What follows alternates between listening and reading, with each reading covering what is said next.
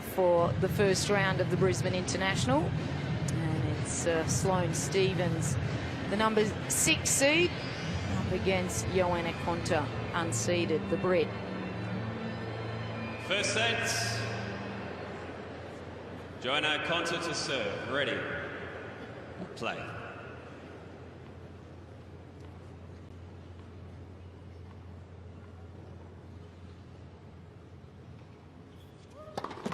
Let her serve.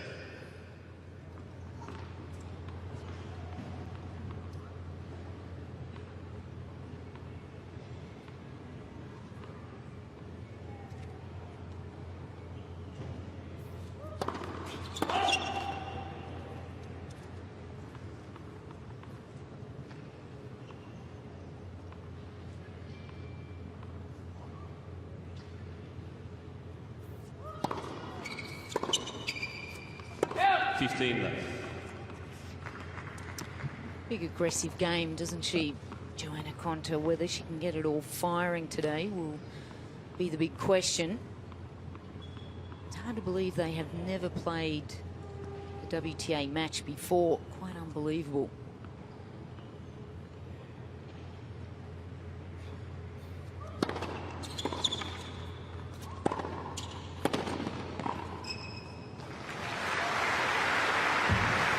Well, like a lot of players, confidence is a big thing, and Konta definitely lives off that. When the confidence is high, there's not a lot of questioning. She doesn't quite find her form. There seems to be a lot that goes on in her mind.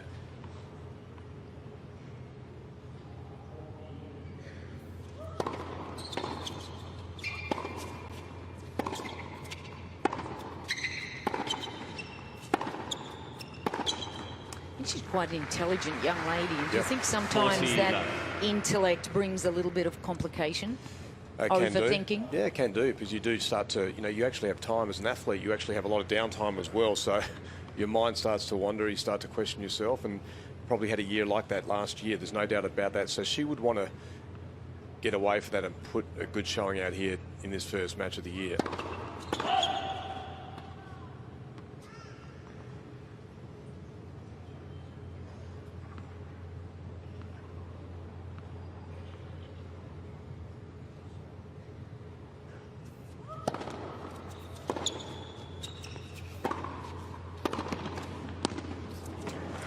And there's Sloane Stephens. This is a big difference with Sloane. She can naturally generate pace from anywhere in the court. Athletically, just moves effortless, but also can change the speed of the ball at extreme levels as well. And that's why she's so highly dangerous.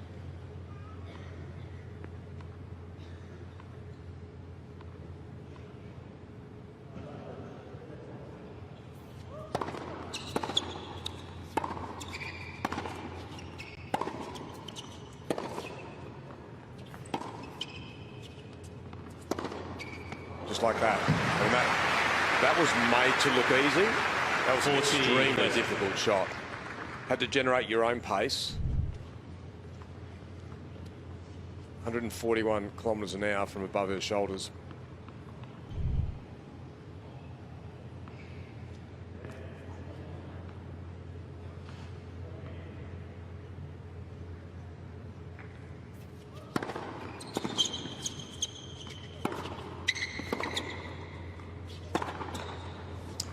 If I put my coach's hat on and look at the difference that I see in Sloane over the last couple of years, she's grown into herself. She actually feels comfortable about herself as an athlete, where she sits in the game and her responsibilities. There's her coach, Slide Black.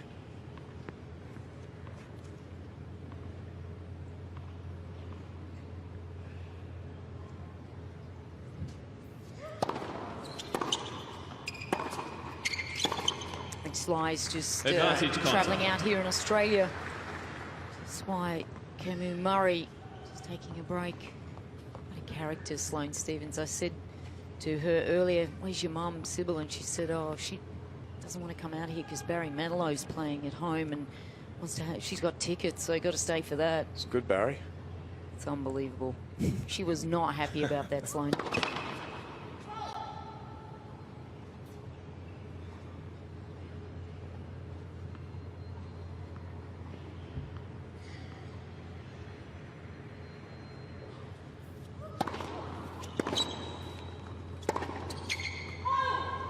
little patchy here. Some cobwebs from Konta. Very deliberate style of play from Konta. Everything's deliberate. It's her setups, her preparation off all the shots.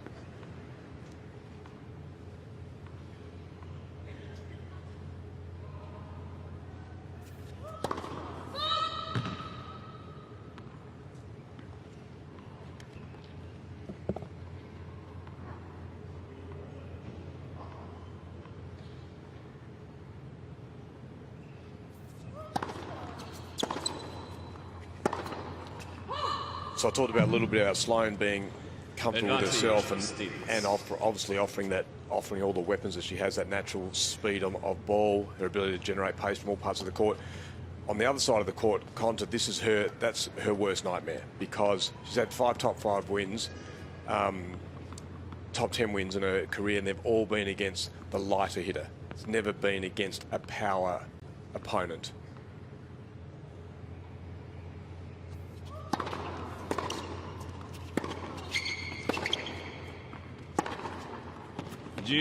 Play from Konta. Now, they've been against great opponents, Simona Halep, Radwanska, Kerber, great opponents, but all 3 of those don't possess that ball strike ability to actually take the racket away from you or take the court away from you. And that says a lot to me.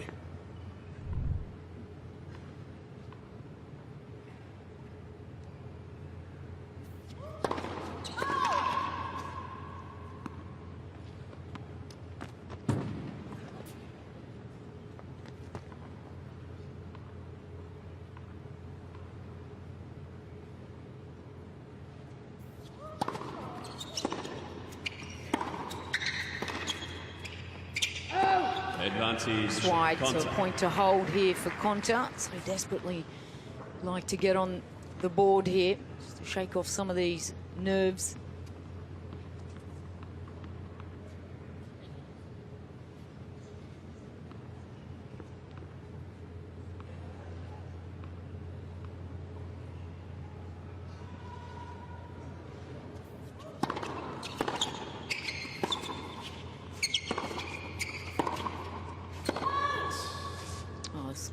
Battle for this opening game. And if I can just go on that power player versus Konta, is that, as I said, she's a deliberate type of hitter. She likes to get herself in a position deliberately, get everything sort of set up right.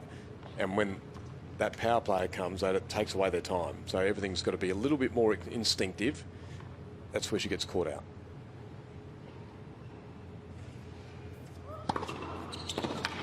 Advantage, Konta. Yeah, I see Sloane very much can generate power, but do you really put her in with the big hitters? Do you put her in with the Serena Williams and the Kvitova and the Pliskova? I do. I actually think Sloane Stephens hasn't even touched Her potential. her real wow factor.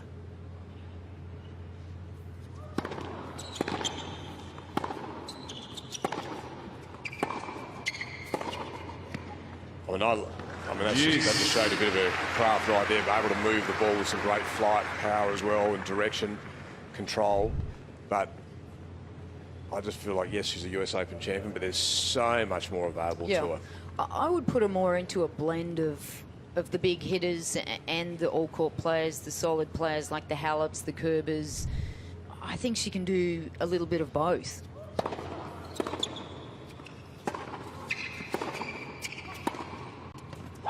Good play, not to say she can't hit players off the court. Yes, she can. No, she can do both, I agree. But she's got that absolute ability to just change the speed. Whereas some of the big hitters are constantly that speed. Yep. Whereas Sloane can go from 100 kilometres an hour to 130 kilometres an hour like that. Just like your Ferrari, mate.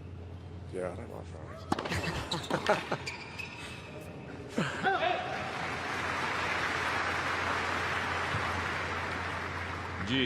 Big test on New Year's Day. First service game, first match of the year for Konta. Well, I think this is why Sloane Stephens wanted to return, just to test a little bit here, Johanna Konta, on her opening service game. It's a smart play from Stephens.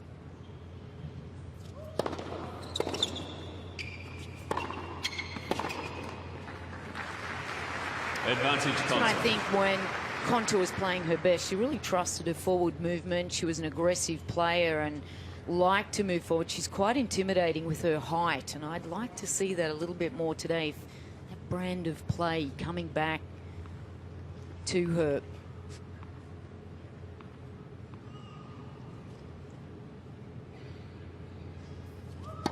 Let her serve.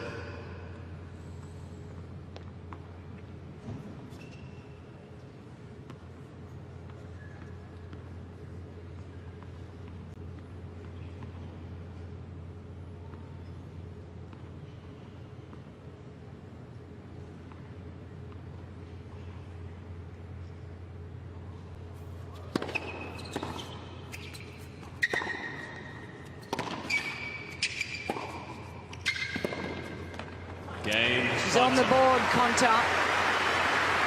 She can breathe a sigh of relief there.